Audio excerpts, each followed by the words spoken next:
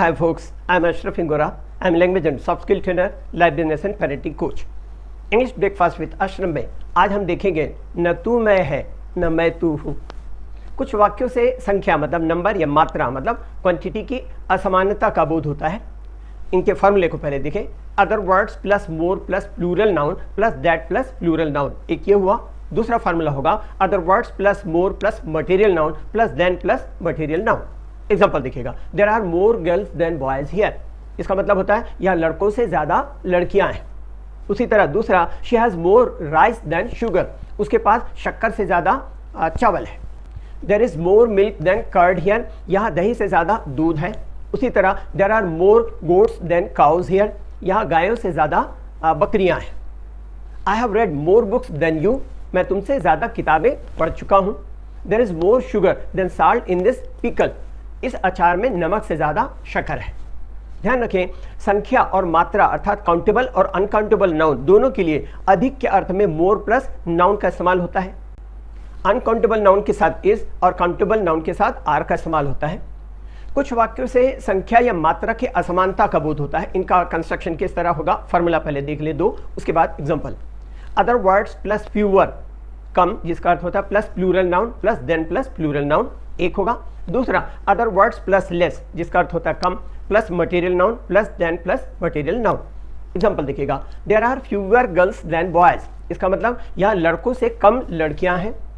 There is less curd than milk here, यहाँ दूध से कम दही है। Rekha has less sugar than rice, इसका मतलब रेखा के पास चावल की बजाय कम शक्कर है। There is less pain than pleasure in life, जिंदगी में सुख से कम दुख है। एक और example, there is less honesty than dishonesty in the society, समाज में बेईमानी से कम ईमानदारी है।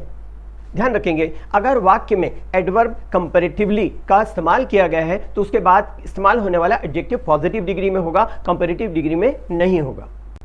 जैसे her mother is now comparatively better नहीं बोलना है, यहाँ पर कंपैरेटिवली वेल बोलना है, क्योंकि कंपैरेटिवली वर्ड बोल करके कंपैरेटिव का एहसास हो ही जाता है। तो यहाँ पर हम बोलेंगे her mother is now comparatively well, और लोग कई जगह यूज कर देते हैं comparatively better, which is wrong. Your job is comparatively easy, यहाँ पर ईजियर का यूज नहीं करना है।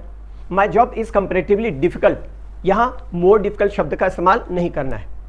कुछ वाक्यों से दो कार्य मतलब एक्शंस के बीच में तुलना का बोध होता है। इनका कंस्ट्रक्शन कैसे होता है ये देखें।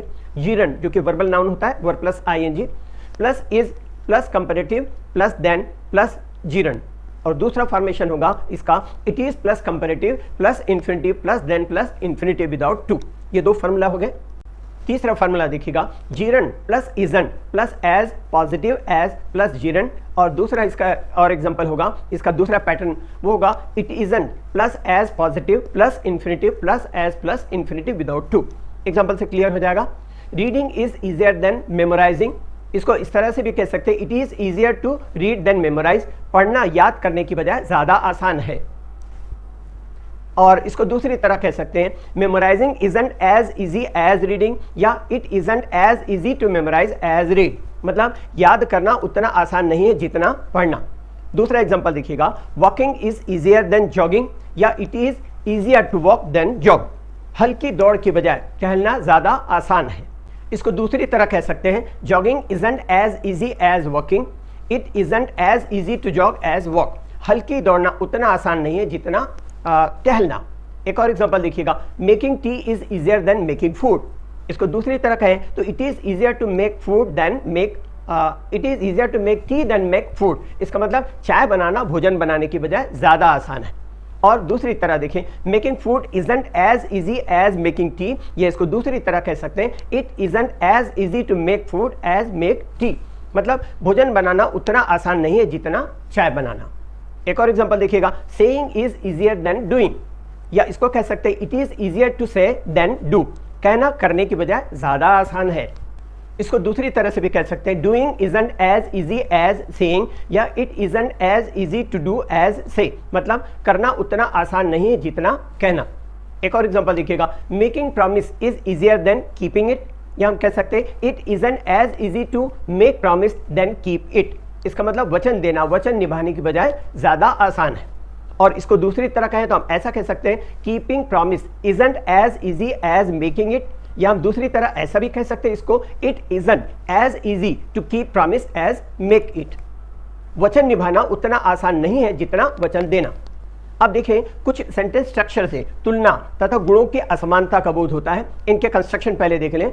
Subject plus verb plus numeral adjective, जिसको संख्या सूचक विशेषण भी कहते हैं, plus times plus as plus adjective plus as plus noun और प्रोनाउन। एग्जाम्पल देखिएगा, this man is 2 times as fat as that, इसका मतलब यह आदमी उस आदमी से दुगना भारी है। दूसरा, this chest is 4 times as heavy as that chest, इसका मतलब यह तिजोरी उस तिजोरी से 4 गुना ज्यादा भारी।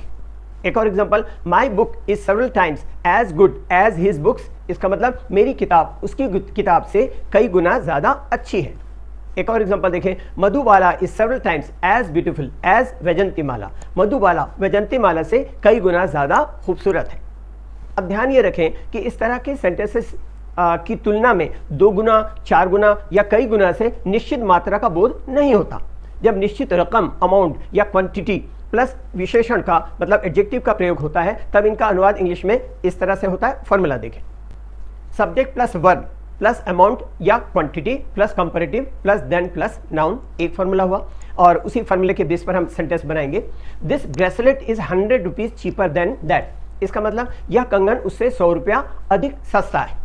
दूसरा, this chair is 100 rupees dearer than that, इसका मतलब यह कुर्सी उस कुर्सी से 100 रुपया महंगी है। एक और example, this chest is 4 kilos heavier than that, इसका मतलब यह तिजोरी उस तिजोरी से 4 किलो ज्यादा भारी है। कुछ सेंटेंसेस से एक से ज्यादा गुणों की तुलना और असमानता का बोध होता है। ऐसे सेंटेंस से बोध होता है कि एक व्यक्ति या वस्तु में दूसरे व्यक्ति या वस्तु से गुण ज्यादा है। इनका फॉर्मूला पहले देखें, subject plus verb plus comparative plus and plus comparative plus noun और प्रोनाउन। एग्जांपल देखिए, Razia is healthier and wealthier than Rizwana, इसका मतलब रजिया रिजवाना से ज्यादा तंदुरुस्त और धनी है।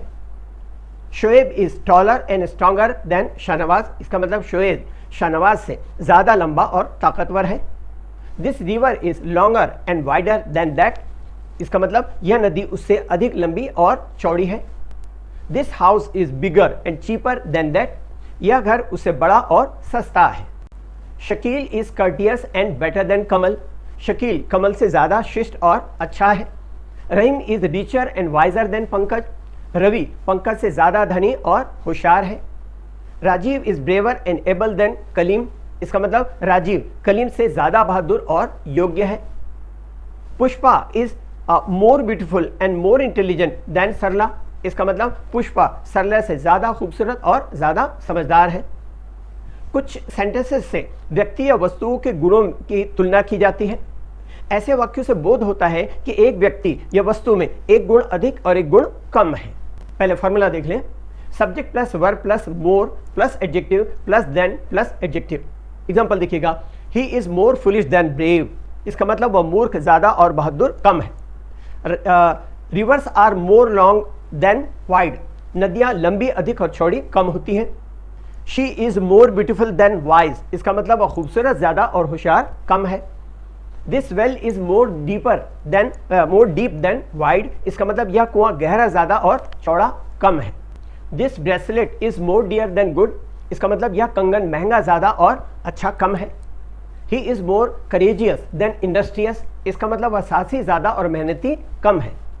ध्यान रखें, ऐसे वाक्यों में सारे एडजेक्टिव्स की कंपैरेटिव मोर प्लस एडजेक्टिव द्वारा ही बनाई जाती है। इंग्लिश के लिए आप मेरे channel English breakfast with Ashraf and soft skill के लिए Ashraf the mover and shaker पर लाइक, शेयर एंड सब्सक्राइब करें। कमेंट सेक्शन में कमेंट करें, बेल आइकॉन प्रेस करें और मेरी बुक जरूर पढ़ें।